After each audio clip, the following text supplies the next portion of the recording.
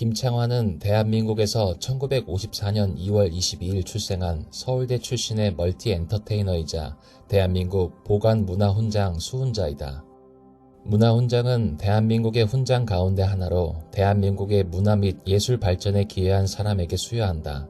문화훈장이라는 이름이 붙은 훈장은 1951년 12월 22일 대통령령 제582호 문화훈장령에 의거해 처음 신설되었으며 당시에는 대한민국장, 대통령장, 국민장 세 가지 등급으로 제정되었다. 이후 이는 국민훈장으로 승계되었으며 1973년 1월 25일 상훈령이 시행되면서 금관, 은관, 보관, 옥관, 화관 5등급으로 제정되었다. 보관문화훈장은 3등급에 해당한다.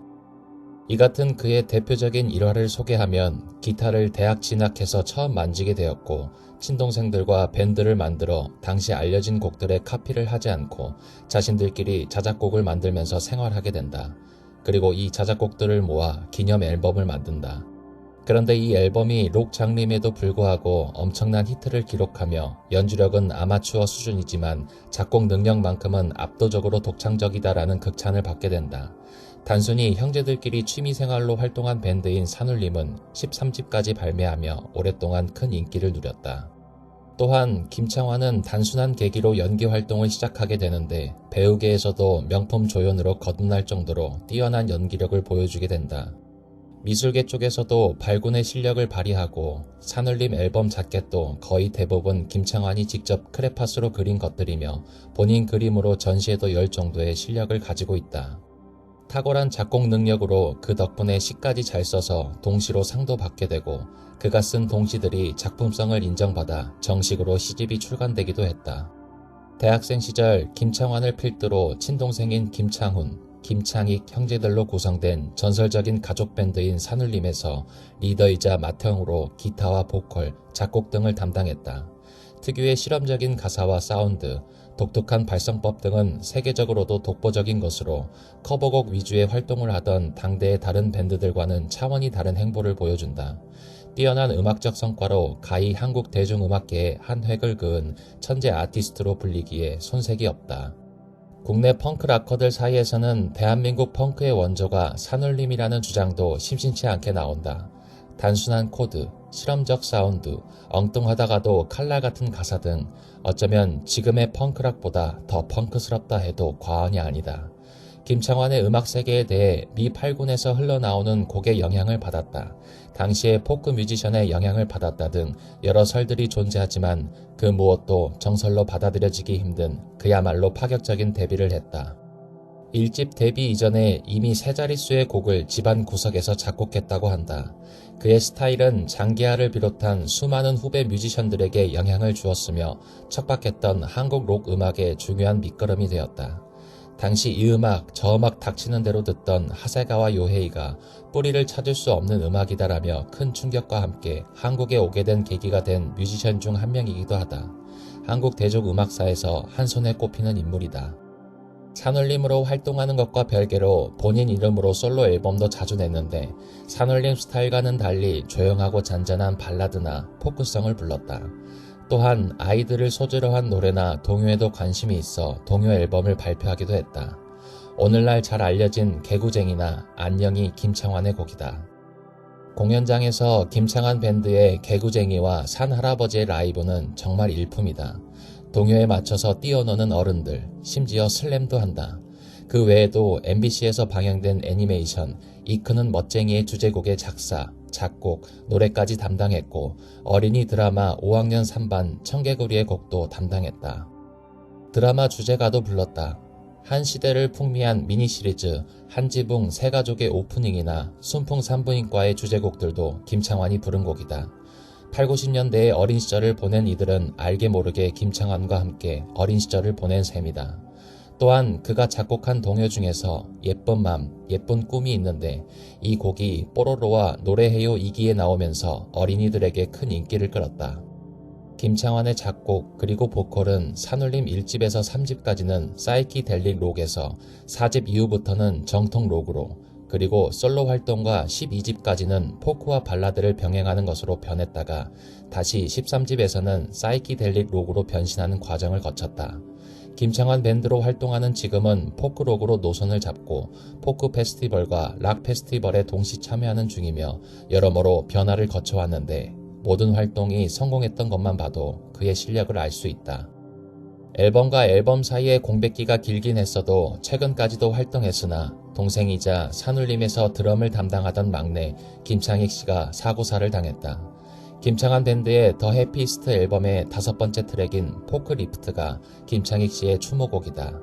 김창익 씨의 죽음으로 결국 사실상 산울림은 해체되고 현재는 자신의 이름을 딴 김창완 밴드를 이끌고 있다. 이에 관한 인터뷰에서 김창완은 너무나 급작스러운 일이 있었고 그 원통함을 어떤 걸로도 풀 수가 없었어요. 지금은 부르지 않지만 포크리프트라는 저의 동생을 빼앗아간 지게차라는 노래를 만들었어요. 그 지게차라는 노래를 만들기 전에 동생을 위한 노래가 한 곡만 나와줬으면 좋겠다. 그 노래가 나와주면 위로를 받을 텐데 라고 생각했어요. 그러다가 제가 캐나다에 갔다 와서 며칠 사이에 동생을 빼앗아간 눈이 며칠 사이에 사라져버린 거예요. 이렇게 며칠 사이면 사라질 눈이 왜 동생을 데려갔을까? 이게 너무 원통해서 며칠 밤을 잠 못 이루다가 노래 한 곡만 나와주면 좋겠다. 그러면서 제가 속으로 바람을 갖기를 슬픈 노래가 아니었으면 좋겠다. 이런 생각을 했어요. 근데 노래라는 게 뭘 만들겠다고 해서 되는 것도 아니고 인연같이 다가왔어요. 의외로 그 노래를 자꾸 부르면서 제가 위로를 받았어요. 근데 여러분도 들어보면 아시겠지만 이렇게 아주 슬프게 들리거나 듣기에 따라서 그러지만 아주 담담하게 나왔어요. 얼마나 제가 고마웠는지 몰라요. 그렇게 크게 위로를 받고 다시 음악만이 내게 위로를 해줄 수 있다고 생각을 했고 밴드를 해야겠다고 생각했고 그게 한 반년 정도 걸렸던 것 같아요. 그 다음부터 김창완 밴드가 앨범에 박차를 가하고 이렇게 또 산울림 30년은 그냥 보내기에 아까운 유산이라고 생각했어요. 그래서 산울림 30년 레퍼토리들도 있고 열심히 해서 김창완 밴드의 좋은 곡들도 갖게 되었어요. 어려운 일이 있으시더라도 용기를 가지면 어디서든지 위로를 받으실 수 있었으니까요. 얼마나 지금 행복한 밴드입니까? 김창완은 중앙고등학교와 서울대학교 농과대학 잠사학과를 졸업한 엘리트이다. 손석희가 진행하는 라디오에 나와서 말하길 그냥 담임선생님이 원서 넣는 대로 간 거라고 한다. 본인은 어느 대학, 어느 학과에 붙었는지도 몰랐다고 했다.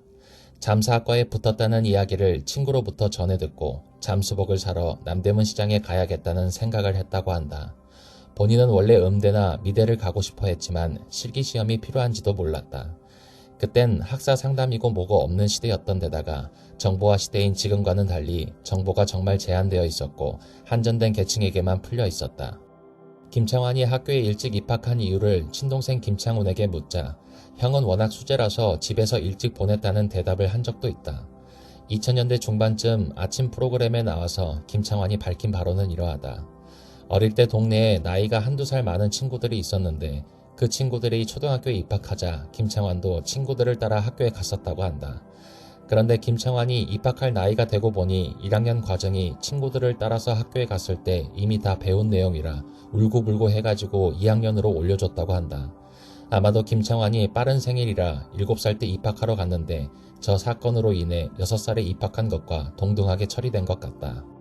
김창완과 김창훈 등의 인터뷰에선 종종 집이 가난했었다. 부모님의 불화가 심했다는 말들이 언급된다. 사실 어렸을 때는 그런대로 잘 살았지만 김창완의 아버지가 퇴직금 전부를 어떤 영화에 투자했다가 거하게 말아먹어서 집이 가난해졌었다고 이제야 보이네에서 언급한다. 병역은 면제 처분을 받았으며 학교를 다니면서 틈틈이 일을 했다고 한다. 형제들이 창자 돌림이고 가수 활동을 해서 도시 아이들의 멤버 김창남과도 형제가 아니라는 이야기도 있었지만 사실이 아니다. 2013년부터 2016년까지 KBS의 교양 프로그램인 TV책의 MC를 맡았다. MC가 그렇게 주가 되는 방송은 아니지만 김창완이 직접 책을 읽고 책에 대한 자연스러운 서평, 얽힌 자신의 경험을 이야기해주는데 왠지 전래동화 읽어주는 할아버지 느낌이 난다. 2018년 9월 2일 산울림 시절의 곡 저작권을 두고 서라벌 레코드에서 제기한 손해배상 재판에서 승소했다. 7, 80년대 가요계에선 가수가 실제로 작곡을 해도 가수가 아닌 음반사에서 곡의 권리가 가는 일이 빈번했었고 이 재판을 계기로 부당했던 과거의 악습을 깨트릴 수 있다는 긍정적인 신호가 켜졌다. 애초에 가수가 작곡가인데도 음반사가 권리를 가져가는 것은 저작권법을 위반한 악습이었고 한국은 다른 나라들에 비해 늦은 감이 있었다. 1996년 MBC에서 방영했던 일일 드라마 서울 하늘 아래 주제가와 SBS에서 방영했던 일일 시트콤 아빠는 사장님 주제가를 불렀다. 음악 활동을 시작한 이래 동양 FM의 7시에 데이트 DJ를 맡은 것을 시작으로 라디오 DJ로 꾸준히 활동하고 있다. 동양방송이 1980년 언론 통폐합으로 KBS에 흡수된 이후에도 KBS 제3방송 11팝스를 맡기도 했다. 1987년에는 MBC 라디오의 젊음은 가슴마다 목요일 MC를 맡았으며 1년 뒤인 1988년에는 CBS 라디오에도 발을 걸쳐 꿈과 음악 사이에를 맡았다. 이때 애청자 중에 민초이라는 16세인 소녀가 있었는데 그녀는 불치병에 걸렸지만 둘째 언니를 통해 자신이 쓴 편지를 애청자 엽서로 방송국에 보내 자신의 사연을 전하고 노래를 신청하는 일이 꾸준히 이어졌다. 그때의 민초이가 보낸 편지와 김창완 등의 이야기가 묶여져 20살까지만 살고 싶어요 라는 책과 영화가 만들어졌다.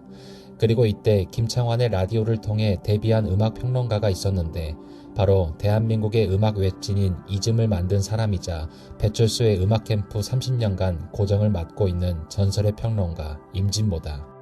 1990년대 초반에는 다시 MBC 라디오로 복귀해 김창완의 추억의 팝송을 진행했다. 초저녁에 방송되다가 개편으로 심야인 새벽 2시로 방송시간이 변경되었다.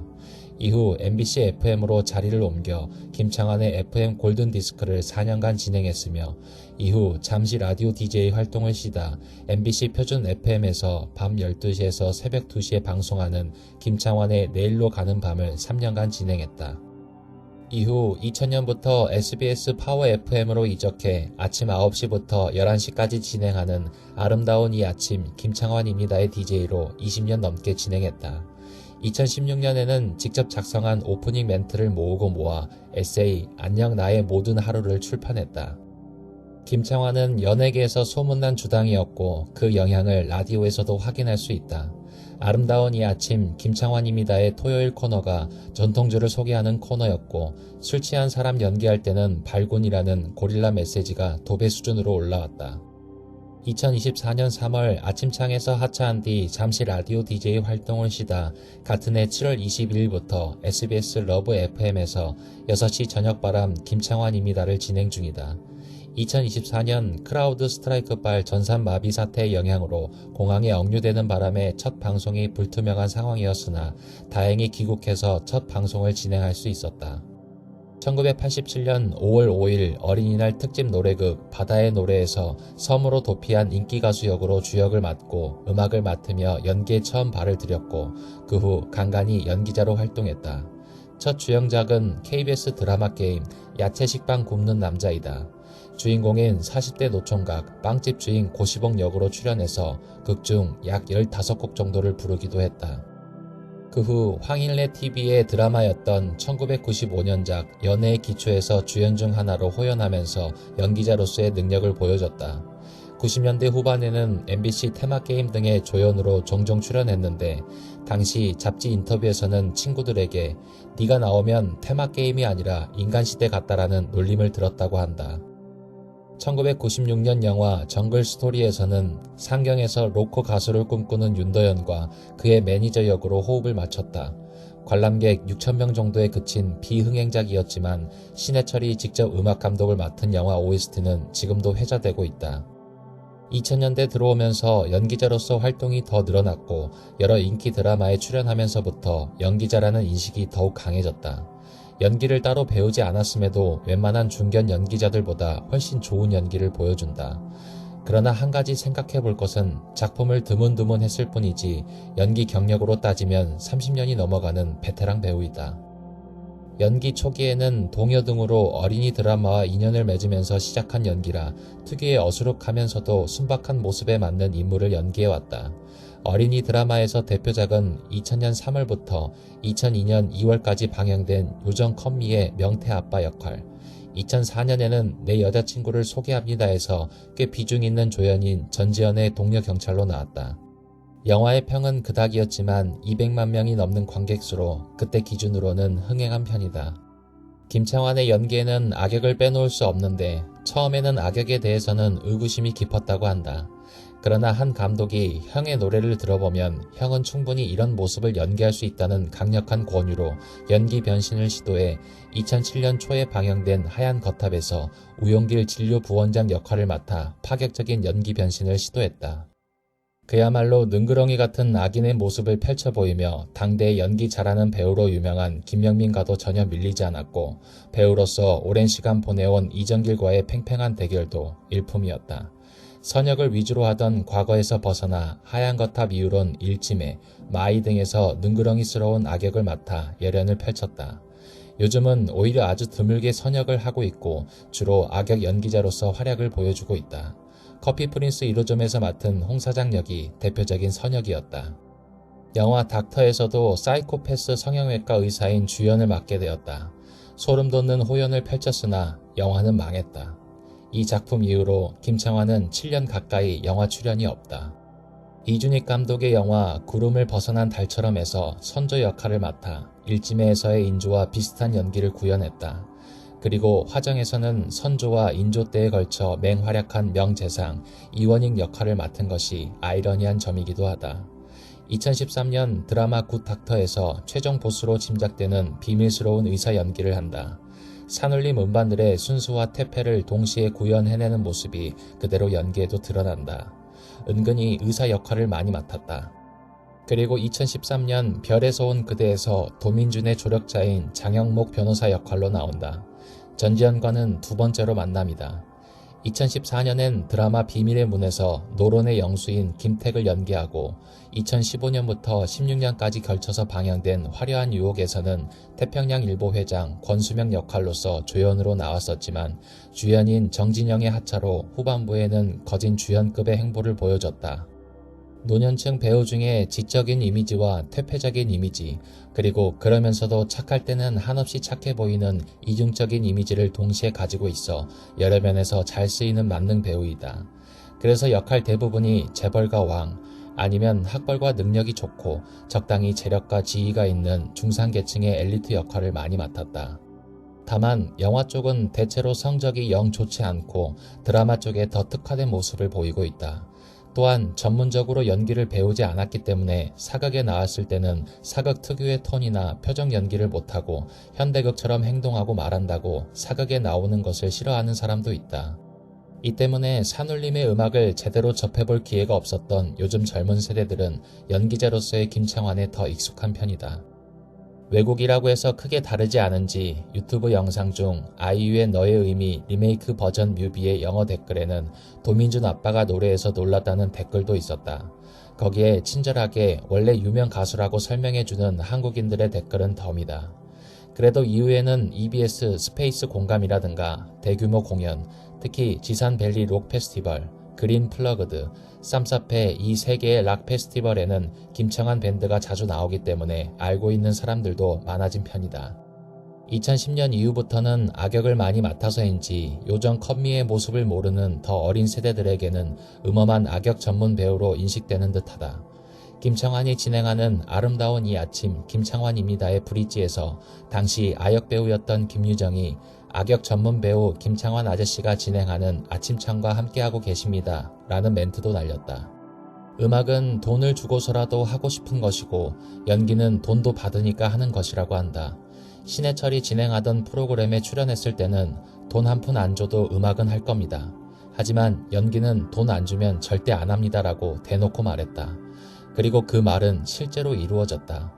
당시 사전 제작 드라마 사자에서 4회분까지 촬영한 상황에도 출연료가 미지급되자 주조연급 배우 중에 가장 먼저 하차했다. 돈을 안 주면 연기하지 않는다는 것은 어찌 보면 당연한 얘기지만 김창완은 적극적으로 하차까지 하며 본인이 뱉은 말을 철저히 지켰다. 참고로 드라마 사자는 제작사와 장태유 감독의 갈등으로 감독이 잠적하고 연출진들도 제작비를 못 받는 등 제작사의 막장 행태에 주연 배우인 박혜진과 나나까지 하차하면서 드라마 편성은커녕 촬영이 마무리될 조짐조차 보이지 않게 되었다. 2024년 6월부터 TVN에서 방영되는 교양 예능 이 말을 꼭 하고 싶었어요의 메인 호스트를 맡게 되었다. 일찍이 가수 활동 전성기를 찍기 시작한 1980년대부터 여러 광고에 음악을 제공해주거나 본인이 광고 모델로 출연한 역사도 꽤 많다. 2016년 8월 5일 게임 광고로서는 처음으로 클래시 로얄의 광고에 출연했다. 꽁트적인 요소가 많았는데 특유의 부드러운 목소리로 잘 살렸다는 평이다. 특히 김창완을 잘 아는 대중들은 형이 거기서 왜 나와? 식의 반응이 많았다고 한다. 1989년 KBS ETV 주말 드라마 달빛 가족 OST 곡 작업에 참여했었다. 김창완의 저서로는 이제야 보이네와 사일런트 머신 길자가 있다. 본인의 내레이션이 음성 지원될 정도로 담백한 문체가 포인트이다. 연예계에서도 드물게 서울 사투리를 맛깔나게 구사한다. 김창완 밴드 외에도 프로젝트 그룹에 종종 참여했다. 대표적으로 김창완이 주도했던 80년대 중반 프로젝트 그룹 김창완과 꾸러기들이 있다. 그리고 도시락 특공대라는 전설적 프로젝트 앨범에도 1집과 2집 모두 참여했다. 참여 멤버로는 황신의 밴드, 황보령, 장영규, 원일, 이상은, 삐삐롱 스타킹, 어어브 밴드, 강산해, 한대수, 장사익, 강태환, 신대철, 이재하, 성기환, 위승희이다. 단순한 컴필레이션 앨범 아닌가 싶을 수도 있지만 이 앨범으로 공연도 했었다. 후배 뮤지션들의 언급이나 이제야 보이네를 읽어보면 보기와는 다르게 술을 매우 좋아한다는 걸 알 수 있다. 예전에 인터뷰에서 일주일에 일주일을 마시고 오전 라디오 생방만 끝나면 마신다고 이야기할 정도였으나 이후 세월이 많이 지나서인지 현재는 많이 줄인 걸로 알려져 있다. 술자리 기피 대상 1호라고 한다. 주변 지인들이 김창완이 술 마시자고 하면 일단 조심해라. 집에 못 들어간다 했는데 이는 김창완이 밤새도록 술자리를 갖는 성향 때문이라고 한다. 나가수 시즌2에서 신대철의 말로는 고등학교 때 자다가 시끄러워서 깨보니 거실에서 김창완 선배님과 아버지가 술을 마시고 있었다라고 말한 바 있다. 연예계에서 특히 록 가수나 탤런트 쪽에서는 김창완과 술을 안 마셔본 사람이 오히려 드물다고 한다. 김창완 팬카페에 자신이 쓴 글에 따르면 독수리 타법이라고 한다. 매니저나 동생을 통해 간접적으로 말을 전하고 글을 쓰게 하는 경우가 많았다고 한다. 개설 이후 꽤 시간이 지난 후에는 아예 운영진들에게 전화로 공지를 전달한다고 한다. 상하 관계에 있어 신경 쓰지 않는 편이라고 한다. 2015년 KBS 가요 대축제 때 가사를 틀린 서연을 다독이기도 하는 모습이라든가 미미 시스터즈의 앨범 자켓에 완전히 망가진 꼴을 하고 나왔다든가 아침창에 출연한 게스트에게 직구를 맞는다든가 하는 모습이 꽤나 보인다. 상하 관계에 무조건 신경 쓰지 않는다기보다는 후배 가수들이 필요할 때 상하 관계의 이점을 살리는 듯하다. 샘 김이나 김필이 김창완 밴드 공연에 게스트로 다녔던 것만 봐도 알 수 있다. 7년간 채식주의를 지키다가 포기했다고 한다. 2014년 4월 2일자 MBC 라디오스타 방송에서 정지찬이 언급하기를 술 먹다가 도저히 힘들어서 못하겠다고 포기하고 윤종신이 목격하기를 쌈에 고기를 3점씩 싸면서 사람은 역시 고기를 먹어야 해를 외쳤다고 한다. 가수 오디션 프로그램을 매우 반대한다고 한다. 이와 관련된 인터뷰를 보면 그냥 매일매일 만들어지는 졸작들, 만들고 좌절하는 음악, 실망스러운 문학작품, 그림들, 그게 다 그 자체로 예쁜 거거든요. 그걸 되지도 않는 잣대로 박수소리 하나만 갖고 잣대를 매겨서 누굴 상주고 떨어뜨리고 그런 걸 즐기는 사람들의 잔인한 속성을 부추겨서 장사를 해먹는 건 나는 반대입니다. 잘하는 애 칭찬하지 말라는 것에도 배치될 뿐 아니라 진짜 음악 예술이 갖고 있는 본질적인 즐거움을 상품화하는 거니까요. 아이들이 유치원에서 그린 그림을 봐봐요. 어마어마하게 이쁩니다. 우리 어렸을 때 되는 대로 엄마, 아빠 얼굴 그려놓고 여기 초록색을 칠해도 될지 불안해하다가 칠하고 나서 좋아하고 이런 기억들 있잖아요. 왜 그런 건 다 잊어버리고 점점 바보가 되는 건지 사랑도 하고 배려도 하면서 자랄수록 아름다워져야 하는데 바보 같은 어른들 때문에 청춘들이 너무 불쌍합니다. 각종 오디션 프로그램이 난무하다 보니 이제는 개개인들이 다 오디션을 받고 있는 거나 다름이 없어요. 세상이 다 오디션인 중인 거죠. 이게 무슨 삶이고 인생입니까? 나한테도 오디션 프로그램에 심사를 해달라는 제안이 왔는데 다 쫓아냈어요. 이제 세상이 갈수록 교활한 오디션을 합니다. 절대 현혹되지 말고 삶의 참뜻을 생각하며 유아 독전적으로 살아가길 바랍니다.